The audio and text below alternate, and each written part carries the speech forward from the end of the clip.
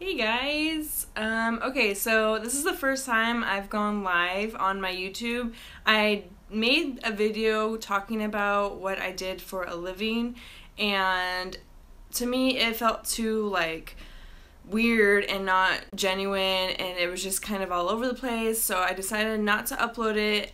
If you do want me to upload it, I can edit it as much as I can and post it, but I figured I would just get on here and go live and kind of just talk naturally with you guys about what I do for a living. I just think I'd be more comfortable that way. I am on my phone. This is really weird. Never done it before. I'm probably looking in all different areas, and I just ate lunch. Sorry. Not sure anyone's gonna join right off bat. You guys might join later on, which is totally fine. Let me turn on some extra lights. Kind of take away shadows. So yeah, I'll get started in just a second. I'm gonna see if anyone joins. But I also am gonna just kind of set up my lighting and see how it looks. I don't know what's up with this thing. There we go. I guess I can kind of show you my area. I'm very not prepared YouTuber right now. This is how I usually sit, but whatever. So yeah, I'm gonna wait just a couple minutes to see if anyone does get on. For lunch, I'm having a blueberry, banana, and strawberry smoothie with protein powder and coconut milk, and it's so good. It's so filling. Yeah. Okay, I don't know. I was trying to find some way to set it up. I don't have a tripod for my iPhone. I have it for my G7X Canon camera. So yeah. So it's just this way today. So I might have to switch off my hands. But yeah. Okay, we're 2 minutes in. I'm just gonna get started. You guys can watch this after, probably, is what's going to happen if anyone does watch it. But okay, so what I do for a living, I don't do YouTube full time. I upload about once a week, and that's just because I love it. I love filming videos. I love doing what I love, which is makeup and just having fun with it. I like playing around with it, and I like to review products, and I love interacting with you guys on the comment section. I don't have a lot of subscribers right now. I have about 110 right now, which is totally fine. I'm just having a good time doing it, and I'm enjoying it. So that is what I do on the side. I do YouTube. My husband and I also have a craft brewery blog that we started up. We have about, I want to say, 5 reviews up of different breweries near us. We just love beer. We love how people are just stand behind their beer so much, and they're so passionate about it. We just love passionate people. So we decided, since we go to the breweries all the time, we would start a review blog. So I do that on the side too. We try to post a review once a week. It's been kind of once every 2 weeks just because we've been so busy. And so that's something else I do on the side. I also like to paint. I do have some paintings up in my room, which maybe I'll do a separate video about my paintings. It's just a hobby I have. I haven't done it in a while, to be honest. I don't think I painted in this apartment. We've been in our apartment for about 8 months. 7 months. 8. No, 9 months. Because we have 3 months left on our lease. And I've painted a few times here. But yeah, but then for work, what I do for work full time, I work 40 plus hours a week. A lot of times I work about 45 hours a week. Depending on how busy it is. I work for a school for autism, and the one I work at right now is a nonprofit school. I'm not going to give away location or everything just because I want to keep everything very private in that aspect, but I can tell you the general idea of what I do.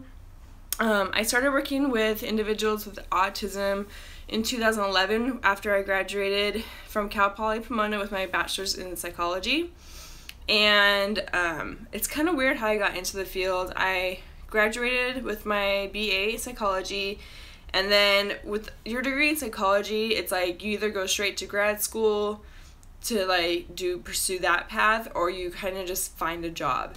And it's kind of weird. You don't really find a job in the career of psychology per se. It's kind of you just use that to get you into different jobs. And So that's what I did. I was planning on being a school psychologist and doing that path, but then life took me down this path of finding out more about individuals with autism. So I decided to just pursue it, and I started working at an agency and doing in-home therapy. So basically what that is you go in to the clients' homes. They ranged from, my clients, I'm not saying this is how it is for everybody, but my clients range from the age of like, I want to say 5, 6, to the age of, at that time, like 13, 14. And that was just in-home. I traveled a lot. It was a lot of traveling. That's something that I didn't really enjoy about in-home, but I love being able to help families inside the home with their child with autism. And that taught me a lot, and I got really interested in it, so I kind of just stuck with it. So I did in-home, and then where did I go from there? Okay, I went to where I am now. But then in the middle of working at where I work now, I moved to Arizona for a couple years to be with my, at the time, boyfriend. He is now my husband, so it was worth the move. I moved out there, and so that was 2 years. I worked in a public school.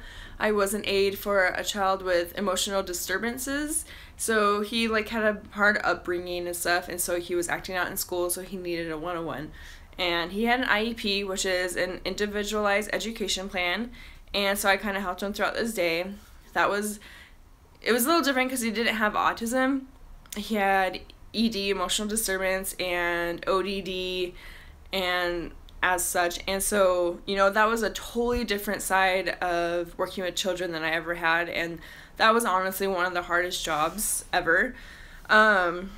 So I stopped working there. I worked at a preschool as a preschool teacher, and then I found, it's a new school in Arizona. It had just opened. It was a charter school for individuals with autism, and that was a great place to work. I mean, they had their ups and downs because it was the first year or whatever, but I learned a lot from my colleagues that I worked with, and I was a classroom aide there. And after we moved back to California from Arizona, sorry I keep looking like back and forth, I'm at the place I am now again, which is where I was before I moved to Arizona. I returned, got my job back, and I was a 101 aide with a child with autism, and I also did in-home through that same agency or company. And so I would do work 40 hours at the school, and then I would go to in-home twice a week for 2 hours each time. And so now I recently not recently, it's been about a year, I was promoted to be what they call an RBT in the classroom, which is, technical term is Registered Behavior Technician. It's recognized throughout the state. You have to test into the position. And so I tested and I passed, and so I got promoted to be an RBT.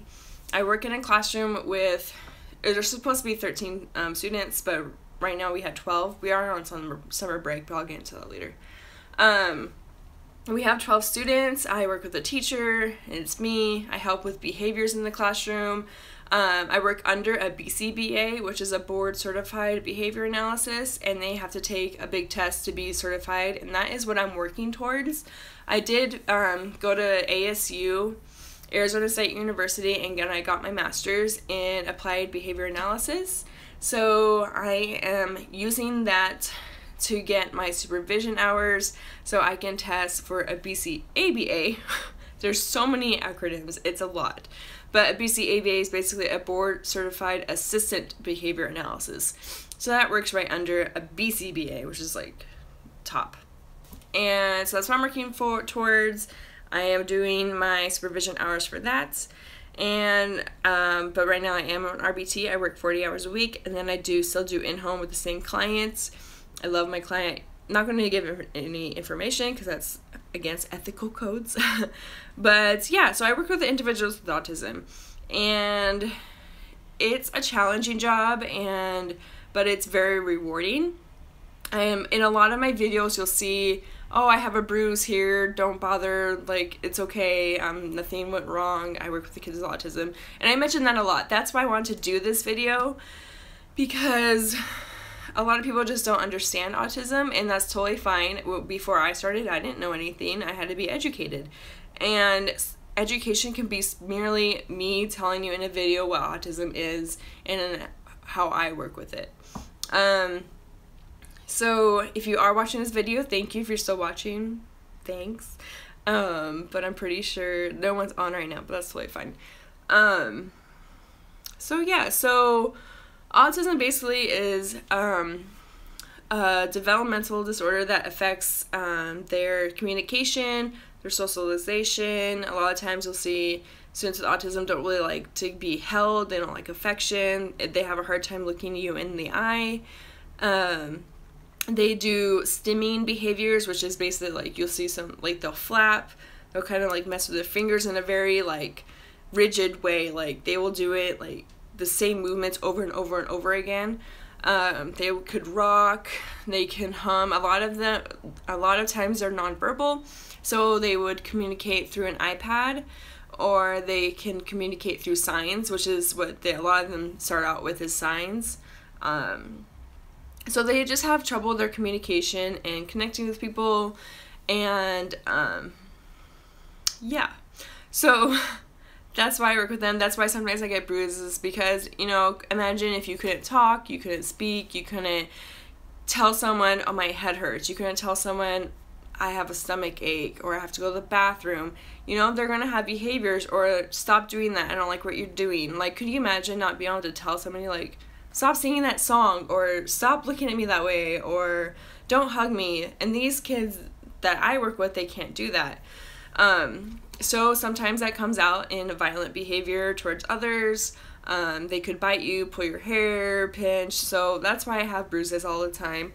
And I'm not mad about it. I mean, it's part of my job, and they have it harder than we do.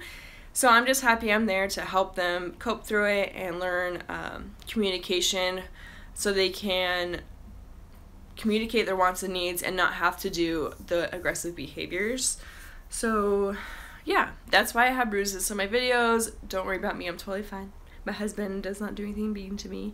But yeah, so that's basically what I do for a living. I don't want to go too much into it because this isn't a channel about autism. If you want to learn more about autism through YouTube, there are really good vloggers out there, like family vloggers that have children with autism. The one that I got really into is Fathering Autism, which I will link down below.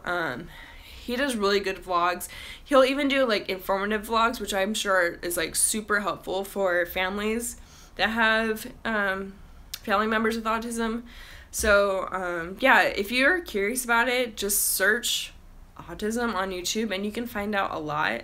I just wanted to let you guys know what I do for a living. I don't just do YouTube because I'd be uploading a lot more. It'd be cool to do YouTube full time, but right now I'm just focusing on work, and I upload when I can, and I do enjoy it. So yeah, that is basically it. I'm not going to make this too long. No one's joining to ask questions, so that's totally fine. So yeah, thank you guys so much for watching. Subscribe down below. I do plan on uploading videos. We are on summer break for the next 4 weeks. Thank goodness. So I'm going to be uploading a lot more. Probably still once a week, but I want to film a lot of videos so I have content for you guys. So be sure and subscribe and stick around for that. And if you have any comments you want to leave down below, if I didn't answer anything and didn't explain anything, just let me know and I will do that. Thank you guys so much for watching, and I'll see you next time.